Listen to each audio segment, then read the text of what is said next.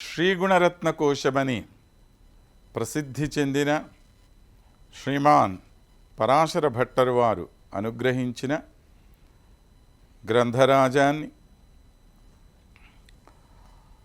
శ్రీ మహాలక్ష్మీ వైభవం అనే పేరుతో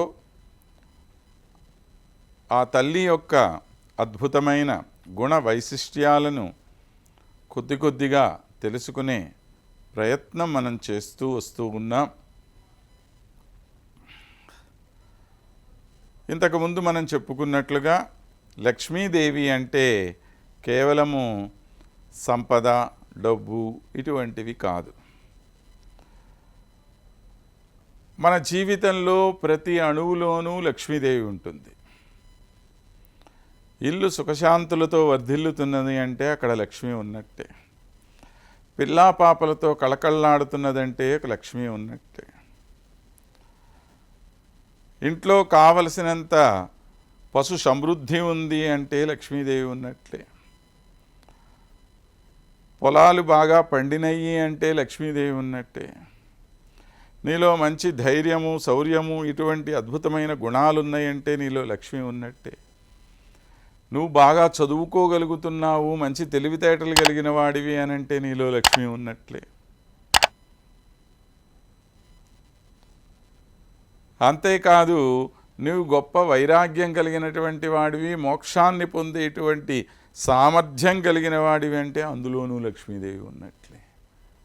ఇంకా లక్ష్మీదేవి లేనిది ఎక్కడా? ఆ అమ్మ కటాక్షం అనేటువంటిది లేకుండా మన జీవితంలో ఒక్క క్షణం కూడా గడవటం లేదు. కానీ మనం గమనించలేకుండా ఉన్నాము. కేవలం కొన్ని వస్తువులకు మాత్రమే లక్ష్మీదేవిని పరిమితం చేసి, ఇదిగోండి ఈమె మాత్రమే లక్ష్మీదేవి, ఏదో ఓ చిన్న విగ్రహం పెట్టుకోను, లేదా ఓ చిన్న బంగారపు ముక్క పెట్టుకోను, దాన్ని మాత్రం మనం లక్ష్మీదేవి అంటున్నాము. ఇంతగా ఉన్న తల్లిని ఇంత చేసేసాం మనం. ఇప్పుడు అమ్మలో ఉన్న గొప్పతనాన్ని గుర్తించకపోవటం మన మూర్ఖత్వమా? ఇంత చిన్నదిగా ఉంది కాబట్టి అమ్మవారు చాలా చిన్నమని చెప్పి అనుకుంటామా? వాస్తవమా అంటే కాదు కదండి. తల్లి ఇంత చిన్నది కాదు, ఆమె ఎంతో ఉన్నది. సరే, అంతటా ఉన్న రూపం ఈ తల్లిదే అని చెప్పి అనుకొని ఈ రూపాన్ని నువ్వు ఆరాధన చేసినా నష్టమేం లేదు. కానీ అలా కూడా మనం అనుకోవటం లేదన్నమాట. అన్నిటా ఉన్న ఐశ్వర్యాన్ని, అన్నిటా ఉన్నటువంటి లక్ష్మీతత్వాన్ని తెలుసుకోలేకుండా చిన్న వస్తువులకు మాత్రం పరిమితం చేసుకొని దీన్నే లక్ష్మీదేవి అని అంటున్నామే. ఎంత అన్యాయం! మనది ఎంత మూర్ఖత్వం ఆలోచన చేయండి ఒక్కసారి. ఇన్నిటా ఉన్న లక్ష్మీదేవిని మనం పొందాలి అనే సంకల్పంతో మనకి పరాశర భట్టరు వారు అనుగ్రహించిన అత్యద్భుతమైన గ్రంథరాజం ఈ శ్రీగుణరత్నకోశం. అందులో తల్లి యొక్క వైభవాన్ని తెలియచేసేటువంటి 3వ శ్లోకాన్ని మనం ఈరోజు అనుసంధానం చేసుకొని ముందుకు వెళదాం. అనుకల అనుకల తనుకాండాలింగనారంభ, అనుకల తనుకాండాలింగనారంభ శుంభత్ ప్రతిదిశ భుజశాఖ శ్రీ సఖానోకహర్ధి స్తననయన గుళుచ్ఛ స్వరపుష్పద్విరేఫా రచయతు మయి లక్ష్మీ కల్పవల్లి కటాక్షాన్.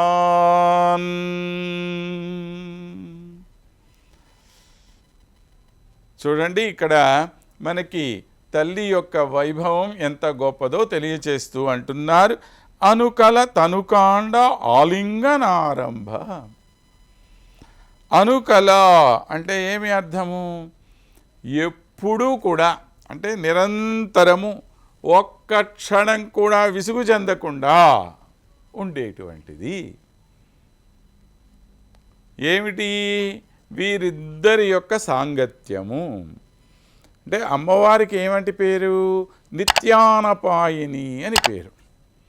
అంటే నిరంతరము స్వామిని ఆశ్రయించుకొని ఉండేది అని అర్థం.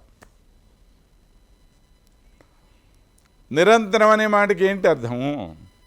మనము అంటాం, నేను నిన్ను ఇంతగా ప్రేమిస్తున్నాను, అంతగా ప్రేమిస్తున్నాను అంటాడు ఎవడో ఓ ప్రేమికుడు ప్రియురాలతో చెప్పాము.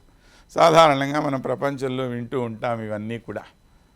I love you so much అంటాడు, ఐ లీవ్ ఫర్ యూ అంటాడు, ఏదేదో చెప్తాడు. కానీ ఈ ప్రేమ నిజంగా ఎంతసేపు ఉంటుందో ఆలోచన చేయండి. కాసేపటికి వీడికి ఆమె మొహం చూస్తే విసుగు, ఆమెకి వీడి మొహం చూస్తే విసుగు. సరే చాలే, మన ఈ ప్రేమ ఈ పూటకు అయిపోయింది, నువ్వు ఆ వైపు తిరుగు, నువ్వు ఈ వైపు తిరుగు, వెళ్ళిపోయారు ఎవరు అన్నాడు. అదే శాశ్వతమైన ప్రేమ అంటే.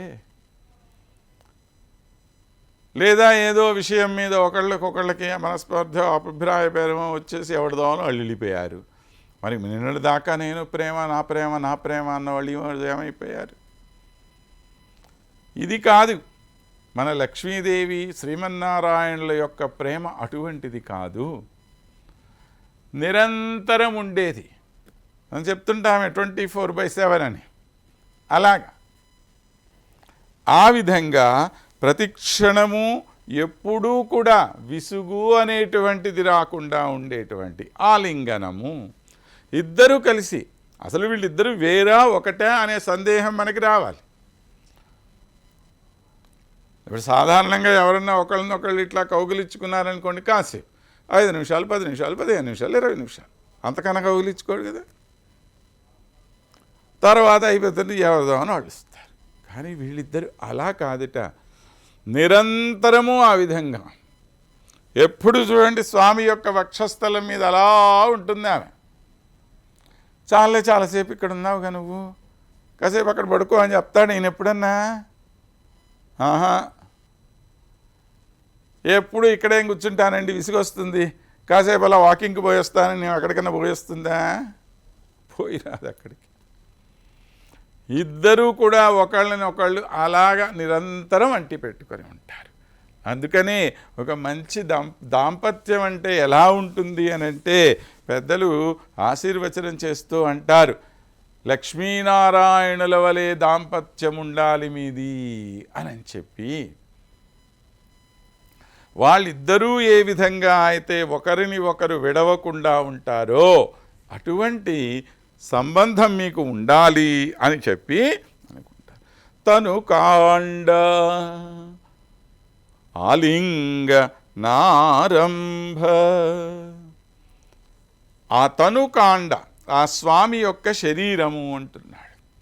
ఈ శరీరం ఎలాంటిది అనంటే ఇది ఒక వృక్షం లాంటిది అన్న. కాండం అంటే తెలుసుగా, వృక్షం యొక్క కాండం, చెట్టు యొక్క కాండం అంటాం కదా.